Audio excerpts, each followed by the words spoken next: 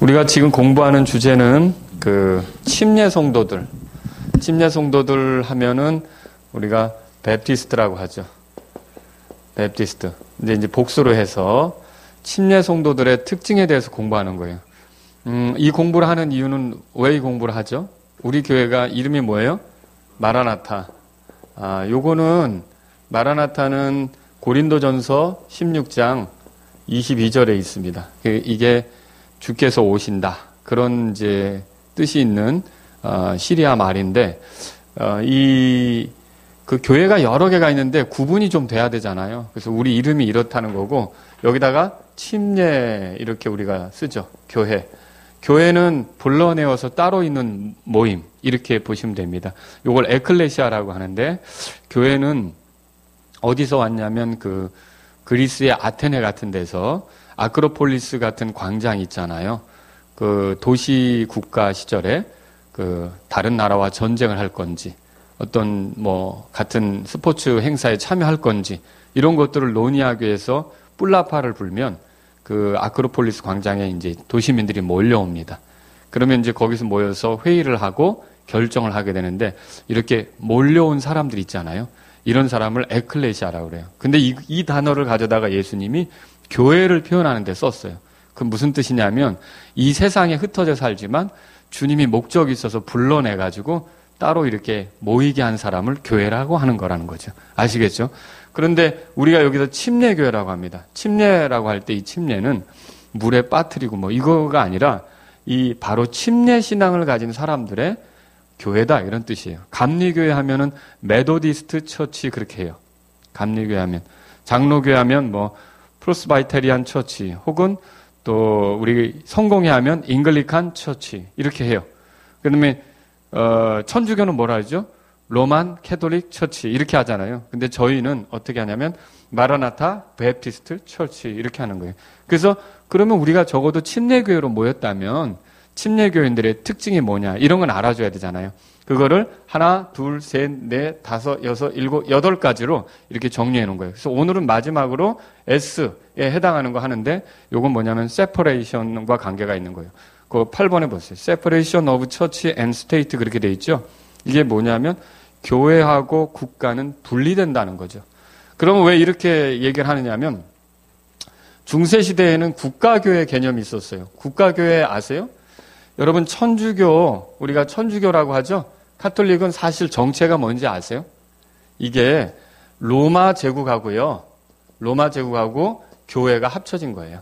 알겠죠? 천주교는 그거예요. 그리스 정교회라고 들어보셨어요? 그리스 정교회? 이 그리스 정교회는요. 동로마 제국하고요. 동로마 제국하고 교회가 합쳐진 거예요. 알겠죠? 그 다음에 루터교회라고 들어보셨어요? 루터교회는 독일 정부하고 교회가 합쳐진 거예요. 같이 어우러져 가는 거죠. 그래서 독일 같은 데는 11조를 안 한대요. 그래서 어떤 책에 보니까 왜 안 하나 봤더니 아예 국가에서 세금으로 종교세를 걷어가지고 그 성직자들에게 국가에서 공무원처럼 말하자면 주는 거예요. 이런 제도가 있으니까 11조를 안 하는 게 맞겠죠. 그런데 이런 모임이 있고요. 또 여러분 성공회라고 있죠. 우리 옆에 성공회 있잖아요. 여기 옆에 있는 거 보셨어요? 성공회. 성공회는 뭐라 그러죠? 성공회는 영국하고 교회가 합쳐진 거예요. 성공회 수장이 사실은 이제 영국에 있는 거죠. 영국에. 그래서 이제 이렇게 해서 다 나눠지고 있어요. 그 다음에 여러분 장로교회라고 있어요. 스코틀랜드 장로교회. 들어보셨어요? 스코틀랜드 장로교회가 있는데 이것은 스코틀랜드하고 또 교회가 합쳐진 거예요. 이렇게 해서 각각 어느 정부하고 교회가 같이 가는 그런 조직을 국가교회라고 그래요. 근데 이렇게 되면 물론 교회는 국가의 보호를 받을 수가 있습니다. 그렇지 않겠습니까? 그런데 문제는 뭐가 될까요? 문제는 뭐가 되죠? 국가가 교회를 간섭하는 일이 되겠죠. 그죠? 그래서 로마 제국이 천주교가 왜 문제가 됐냐면 결국은 이 교회를 로마 제국이 간섭하게 됐어요. 그래서 로마 제국에 콘스탄틴이라는 황제가 나와서 아예 교회 회의를 주관했어요. 그 교회 회의를 열도록 했고 이렇게 하다 보니까 교회가 성경대로 가는 게 아니라 통치 구조의 눈치를 보게 된 거죠. 그러면 성경 진리로부터 멀어지고 통치자를 이롭게 하는 식으로 교회가 가게 된 거예요. 그래서 이런 개념으로 이제 가는 게 국가교회라고 하는데 저희는 이런 걸 믿지 않는다 이거죠. 한때 네덜란드, 이게 교회 역사 나오는 거예요. 아마 피 흘린 발자취 같은 거 책을 읽어보시면 나오는데, 피 흘린 발자취는 저기 우리 준비되어 있어요. 혹시 관심 있는 분들은 읽어보시면 좋겠는데, 네덜란드의 그 국왕이 각 나라마다 다 국가교회가 있다 보니까 자기들도 국가교회를 만들고 싶었어요. 그래서 자기들 그 관리들을 모아놓고 어느 교회가 가장 좀 성경대로 하는지 좀 조사를 해봐라. 그래가지고 우리가 그 교회를 우리 국가교회로 하자 했는데, 이 그 밑에 있는 사람들이 결국은 침례교회를 추천하게 됐어요. 그래서 결국은 네덜란드에서 침례교회 지도자들을 불러 모아놓고 이제 식사 같이 연회하면서 이제 왕이 그런 거죠. 말하자면 짐이 국가교회를 하나 탄생시키려고 하는데, 침례교회로 우리는 국가교회를 했으면 좋겠다. 그렇게 했는데, 그때 이 침례신앙을 가진 성도들이 뭐라 그랬냐면, 그 왕의 호의와 이런 배려는 참 고맙게 생각하는데, 우리가 성경에서 발견한 진리는 교회하고 국가는 따로 가는 겁니다. 왜 그러냐면, 여러분, 카이사르의 것은 카이사르에게, 또 하나님의 것은 하나님에게, 이거 아시죠? 그 동전을 놓고서 물어본 거 있잖아요. 국가하고 교회가 서로 이렇게 간섭하고 가는 건 아니라는 거죠. 물론 우리 개개인이 정치 참여하는 것은 있을 수 있습니다. 여러분이 투표를 해야 되고요. 내가 뭐 어느 당을 지지하든지 여러분이 자유롭게 할 수가 있는 거예요. 아시겠죠? 그러나 교회가 이렇게 어느 표면적으로 어느 정당을 지지하거나 이런 식으로 가면서 그 정부 조직을 지지하면서 이렇게 국가교회로 가는 건 아니라는 것이죠. 아시겠죠? 그래서 우리는 심지어 기독교 대통령이 나올 수도 있지만 그 대통령을 통해서 뭐 기독교인들에게 혜택을 주거나 아니면 교회에게 뭐 이렇게 특별한 조치를 취해서 성직자들에게 아니면 교회 목회자들에게 국가에서 무슨 뭐 지원을 하거나 이런 거를 받지 않는다는 거죠. 그래서 미국에도요, 이 신앙을 가지고 있는 침례 신앙을 가진 교회들이 있어요. 이 교회들이 학교를 세워요. 학교를 세우면요, 주 정부가 이 학교를 후원하느냐, 주 정부가 이 학교를 말하자면 관리하느냐, 아니면 교회가 계속 이 학교를 관리하느냐, 요거 놓고서 줄다리기를 하고 있어요. 그래서 주 정부가 지원을 하면 학교는 커져요. 그리고 여러 가지 이제 이득이 있죠, 정부로부터. 근데 이제 뭐가 문제냐면 학교에서 교육하는데 주 정부의 방침을 따라야 되는 거예요. 그래서 지금도 미국에는요, 이 원칙을 따르지 않으려고, 그러니까 국가의 정부의 간섭을 받지 않으려고 그냥 교회가 여전히 학교를 끌고 가는 그런 학교들이 많이 있어요. 근데 사람들은 그거를 뭐 무인가 학교다 그렇게 얘기를 하는데, 무인가일 수밖에 없죠. 왜냐하면 정부에서는 그냥 아직 그들에게 소속된 그들의 관할 아래 있는 학교로 여기질 않으니까. 그런데 그렇지는 않다는 거죠. 그냥 이런 어떤 그 교육적인 간섭을 받기를 원치 않아서 이런 학교 제도가 있을 수 있다는 것이죠. 아시겠죠? 자, 그러면 거기 보세요. 세상 권위를 완전히 무시하는 건 주님의 뜻이 아닙니다. 그랬어요. 바울도 그렇게 가르치지 않았고요. 모든 혼들은 더 높은 권력들에 복종할지니 그랬어요. 하나님으로부터 나지 않은 권력이 없으며 이미 있는 권력들도 하나님께서 임명하셨느니라. 자, 이 권력은 누구에게부터 오는 거예요? 하나님께로부터 오는 거죠. 하나님께로부터 오는 거예요. 그래서 권력이 있을 때 그 권력을 잘 따르는 게 필요합니다. 물론 이 권력자가 제시하는 게 성경하고 안 맞는 경우가 있겠죠. 그럴 때는 하나님의 뜻하고 안 맞는 경우가 있겠죠. 그럴 때는 어떻게 해야 되죠? 의견을 개진할 수 있나요? 예, 자유국가에서는 의견을 개진할 수 있죠. 그리고 그대로 따르지 않을 수도 있어요. 그대로 따르지 않음으로 핍박, 박해를 받을 수도 있어요. 예를 들어 그 대표적인 사례가 어디에 나오냐면 출애굽기 1장에 보면요. 여러분 출애굽기 1장에서 파라오 아시죠? 파라오가 이스라엘의 아이들이 태어나면 산파 보고 어떻게 하라고 그랬어요? 죽이라고 그랬죠? 근데 그 산파들이 그대로 했어요, 안 했어요? 왕의 명령이지만 그대로 안 했어요. 그리고 남자아이들이 태어나면 강에다가 던지라고 그랬어요. 근데 모세의 부모는 어떻게 했어요? 그렇게 했어요, 안 했어요? 그렇게 했다면 모세가 없죠. 근데 이 석 달을 숨겨 키우다가 바구니에 넣어서, 그 괴라고 그러죠? 거기에다 넣어서 아이를 안전하게 강에 띄웠죠.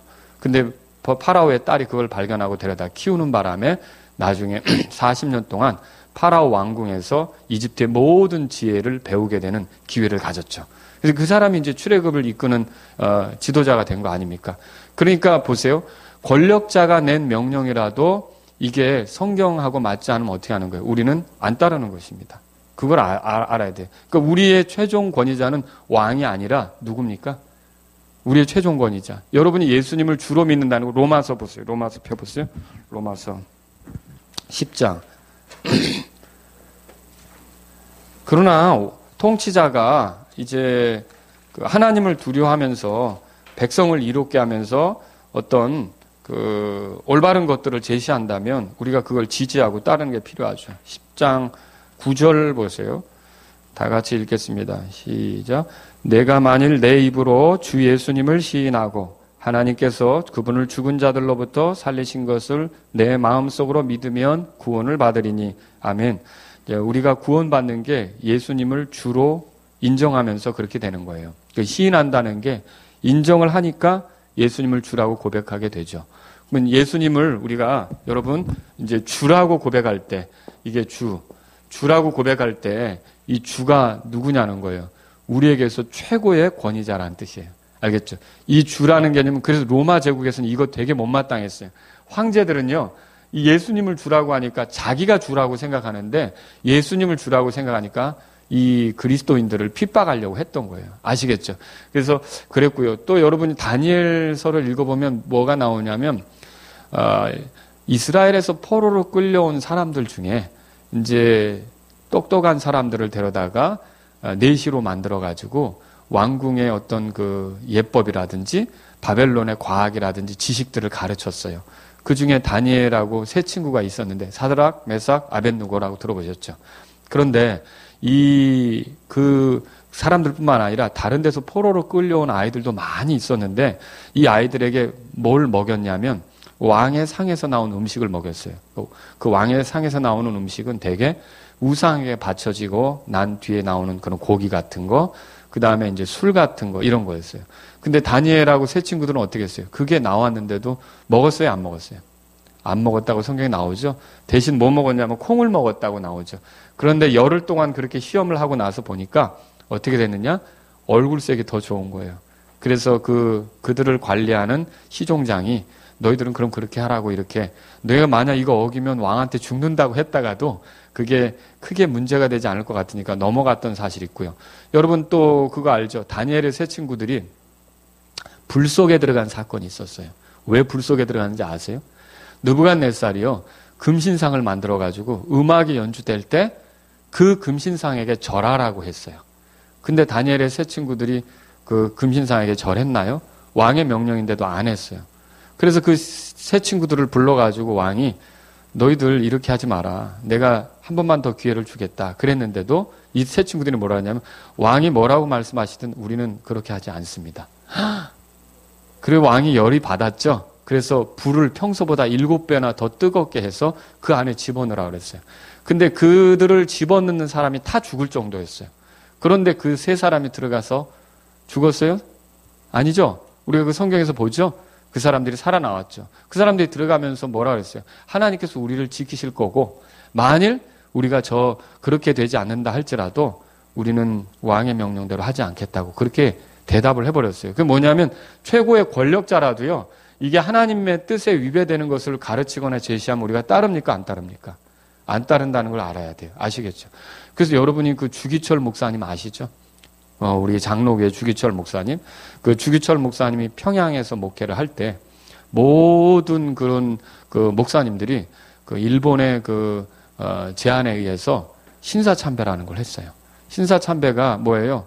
그 일본 말하자면 전쟁 영웅이나 조상들 이런 것들을 신성시하면서 그 사람들에게 이렇게 절하는 거 아닙니까? 그리고 천황에게 이렇게 이제 신처럼 예우하고 이렇게 하는 건데 그거를 말하자면 그 모든 목사님들이 거기에 했는데 이 사람은 그거 하는 거를 안 했어요. 이 국가적으로도 애국자이지만 또 한편으로는 자신이 왜 그렇게 안 했느냐?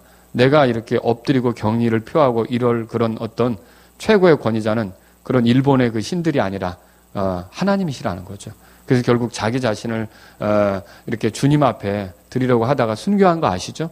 결국 그렇게 돌아가셨어요. 그래서 우리가 최고의 그 권력자라고 할지라도 우리는요, 그들을 돕고 그들이 잘 통치하도록 이렇게 협력을 하는데, 만약 그들이 이게 하나님이 기뻐하시지 않는 일들을 도모한다면 우리가 그렇게 하지 말도록 도와주고, 또 계속 그렇게 나가면 권면도 하고 이렇게 하는 거. 그리고 최종적으로 우리가 뭐 법이 그래도 따르지 않는 이런 것들이 우리에게 있다는 거죠. 다니엘은 또 어떻게 했어요, 여러분? 왕이 명령을 내렸는데 앞으로 누구에게 기도하지 말라고 한 달 동안 그렇게 명령을 내렸는데, 그럼에도 불구하고 그 명령을 따랐어요, 안 따랐어요? 안 따랐더니 사자굴에 넣었잖아요. 그래서 다니엘이 사자굴에 들어간 이유가 왕의 명령에 순종하지 않았기 때문이거든요. 그런데 하나님께서는 사자굴에서 그를 지켜주신 거죠. 이거 성경을 통해서 읽어보는 거예요. 그래서 최고의 권력자라도 우리는 그래서 결론적으로 말하면 뭐냐면, 국가하고 교회는, 국가가 교회를 지배하는 거 옳지 않습니다. 알겠죠? 그래서 사실은 생각이 있는 사람들은 이제 뭐 국민으로서 세금을 내고 이런 것들은 마땅한 일이지만, 자꾸 교회를 어떤 뭐 기업처럼 생각하거나 회사처럼 생각하거나 돈 버는 장소처럼 생각하는 그 사회의 그 관점을 교회가 끌어들이는 것은 바람직한 것이 아니라는 거죠. 저도 세금을 내고 있습니다만, 이제 우리가 교회를 생각할 때 국가가 관리할 수 있는 하나의 조직처럼 생각하는 건 위험한 발상이라는 거예요. 아시겠죠? 그래서 여러분 최근에 뭔 일이 있었어요? 사랑의 교회, 교회 이름을 제가 얘기했네. 거기에 이제 목사님이 목회자로 적법한지 안 한지를 재판정에 냈다고 그랬잖아요. 그래서 법원에서 그걸 판결을 했다고 그랬잖아요. 저는 그 목사를 두둔할 생각도 없고 그 목사님에 대해서 잘 알지도 못합니다. 근데 이런 발상이 잘못된 거예요. 교회 문제를 국가가 해결해 주기를 바라는 거는, 이거는 성경을 몰라도 너무 모르는 거라는 거죠. 교회 문제는 누가 해결해야 돼요? 교회 성도들이 해결해야 되는 거죠. 교회 성도들이 해결해야 되는 거예요. 이거를 왜 국가의 간섭을 받느냐는 거죠. 다시 한번 찾아볼까요? 고린도전서 6장 보세요. 고린도전서 6장. 지금도 그렇게 하는 교회들이 많아요. 교회에 문제가 생기면 세상 법정으로 가는 거죠. 그걸 왜 성경도 모르고 하나님도 모르는 일반 판사에게 그 문제를 해결해 달라고 하느냐는 거죠. 그죠? 이건 옳지 않다는 거예요. 6장 보세요. 고린도전서 6장 찾으셨으면 1절 다 같이 읽겠습니다. 1절 시작. 너희 중에 누가 다른 사람과 문제가 있을 때에 감히 불의한 자들 앞에서 고소하고 성도들 앞에서 하지 아니하느냐. 누구를 고소할 일이 있으면 누구 앞에서 하라는 거예요? 성도들 앞에서 하라는 거죠. 성도들에게 판결을 받으라는 거지. 불의한 자가 뭐예요? 믿지 않는 자들이 불의한 자 아닙니까? 어떻게 믿지 않는 그런 판사들, 세상 판사들 앞에서 교회 문제를 판결받으려고 하느냐는 거죠. 2절 다 같이요. 성도들이 세상을 판단할 것을 너희가 알지 못하느냐. 세상도 너희에게 판단을 받겠거든. 너희가 가장 작은 문제들을 판단하는 것도 감당하지 못하느냐. 아니 도대체 그런 문제를 감당하지 못해서 우리 교회 문제를 판결해달라고 법원에 낸다. 이건 성경을 몰라도 너무 모르는 거라는 거죠. 성경을 아는 사람은 그렇게 하지 않습니다. 그래서 교회하고 국가는 분리되는 거예요. 그럼 반대로 이렇게 되는 건 어떨까요? 교회가 국가를 지배하는 거예요. 이게 좋아 보이지 않습니까? 교회가 국가를 지배하는 거예요. 이것도 아닙니다. 이것도 아닙니다. 이렇게 했던 게 뭐냐면 가톨릭이에요. 가톨릭이 처음에는 로마 제국의 비호를 받다가 로마 제국이 무너졌어요. 로마 제국이 5세기에 가서 무너지는데, 로마 제국이 황제의 그 권위가 실추되고 무너지고 나니까 로마 감독이 힘을 얻게 됐어요. 그러니까 로마의 그 교회 대표죠. 그 감독이 힘을 얻으면서 이제는 그 힘이 점점 커지면서 교황권이 확고하게 됐어요. 그래서 나중에는 어떻게 하냐면 왕이 되려는 사람마다 다 이 교황에게 찾아와서 머리를 조아리고 왕이 되는 그런 시대가 오게 된 거예요. 그게 중세 암흑 시대예요. 이것도 바람직하지 않다는 거죠. 국가는 세상을 다스리기 위해서, 예? 세상을 관리하기 위해서 하나님께서 세운 거라면, 하나님께서 세운 거 3가지 아세요? 하나님께서 세우신 게 3가지가 제일 처음에 뭐 세웠죠, 하나님이? 하나님이 세우신 조직.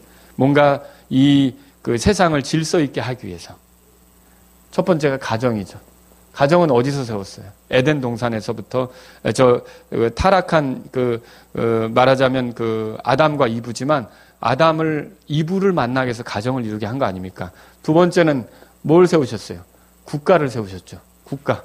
그래서 이 국가는 이제 그 바벨탑 사건 이후로 민족들이 흩어지면서 생기는 게 국가고요. 이스라엘도 역시 국가 중에 하나잖아요. 그렇죠? 세 번째는 뭘까요? 교회죠. 교회. 교회를 하나님이 세우신 거죠. 그래서 국가는 세상을 관리하기 위해서 이게 세워진 거고, 교회는 성도들을 하나님께서 이렇게 이끌어 주시기 위해서 세운 거란 말이에요. 그래서 이게 영역이 다른 거예요. 이게 섞일 수가 없는 거예요. 세상은 세속적일 수밖에 없는 거고, 교회는 위의 것을 생각하면서 갈 수밖에 없는 거죠. 이게 혼합되면 안 된다는 거예요. 아시겠죠? 자, 다시 교재로 돌아가겠습니다.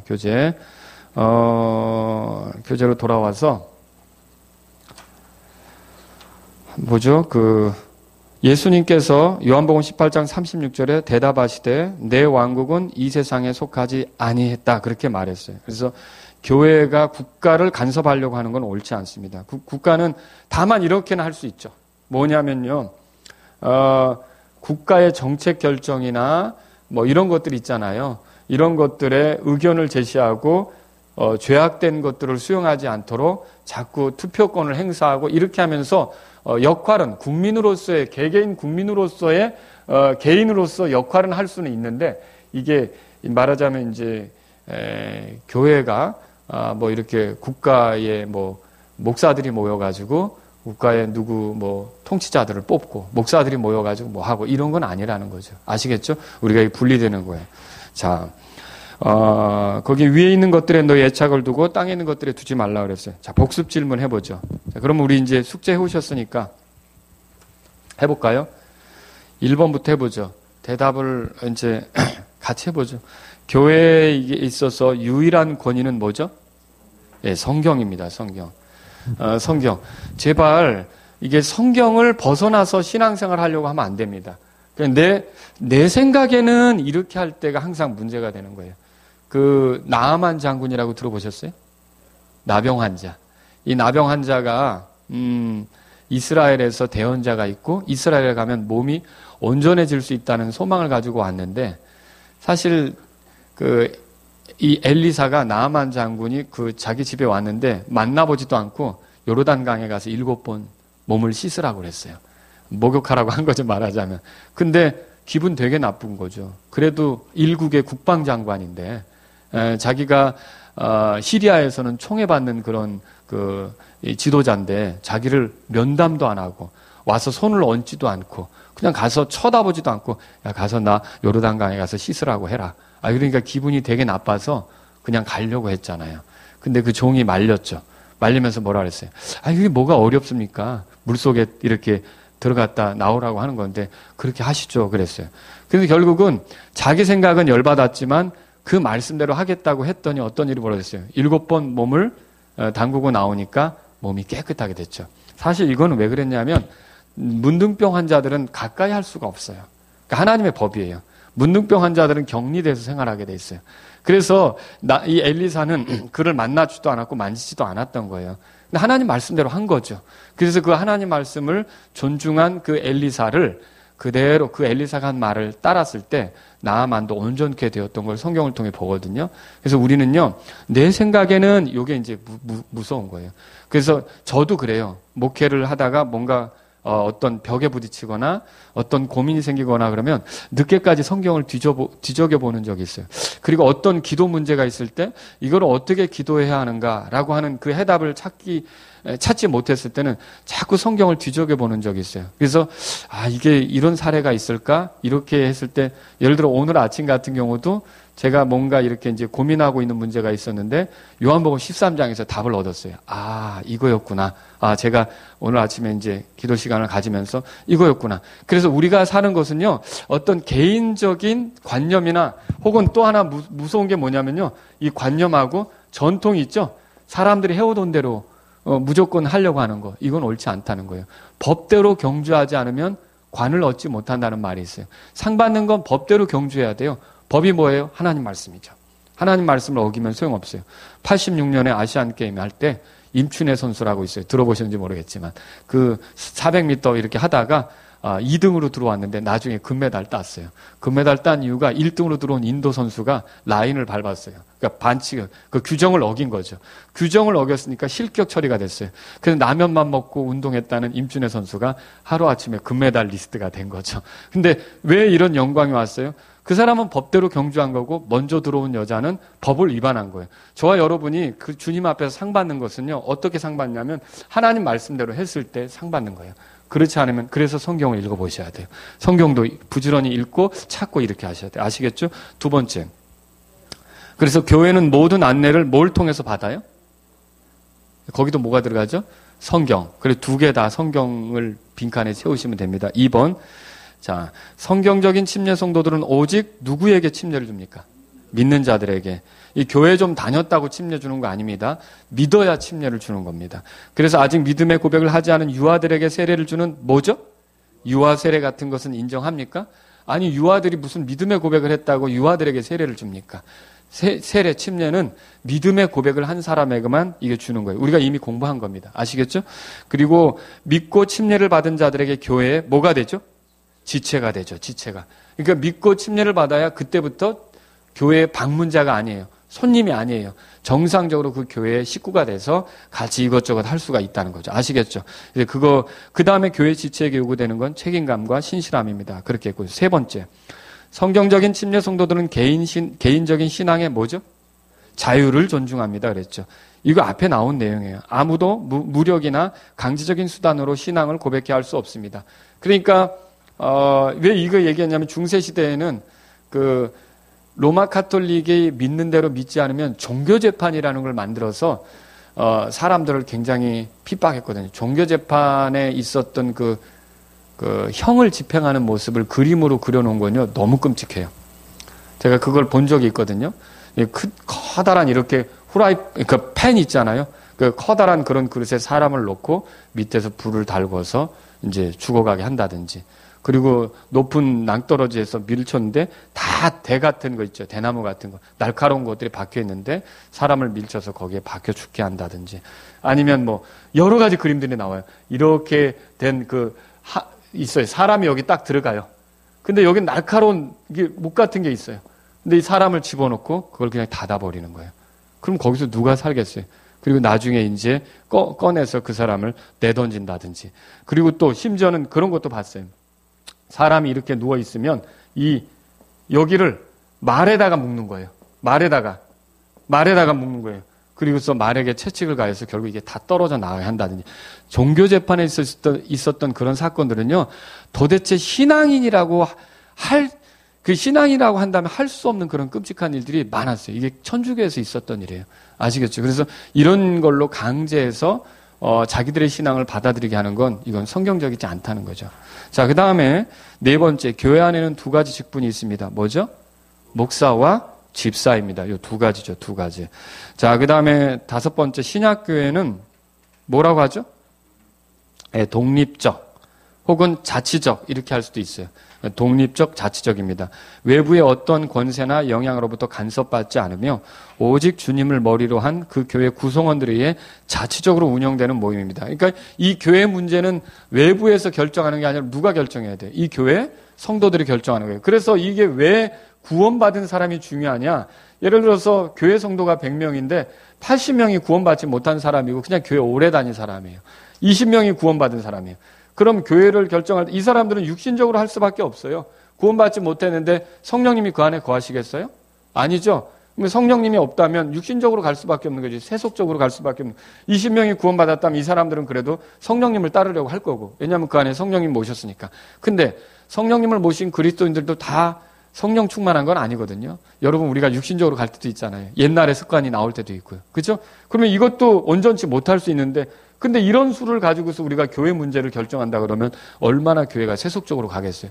그래서 교회는요, 믿는 사람, 구원받은 사람이 자치적으로 해야 되기 때문에 구원받은 사람이 교회 지체가 돼야 되는 거예요. 아시겠죠? 그 다음에 또 6번 보세요. 교회와 오늘 배운 거죠. 뭐죠?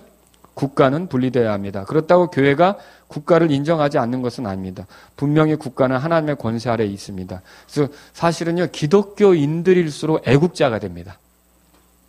기독교 신앙을 가진 사람들이 애국자가 돼요. 여러분, 3.1운동 할 때 독립 선언문 작성한 거 있잖아요. 그 중에 33인이 그걸 작성했는데, 그 중에 절반 이상이 기독교인이라는 거 아세요? 절반 이상이.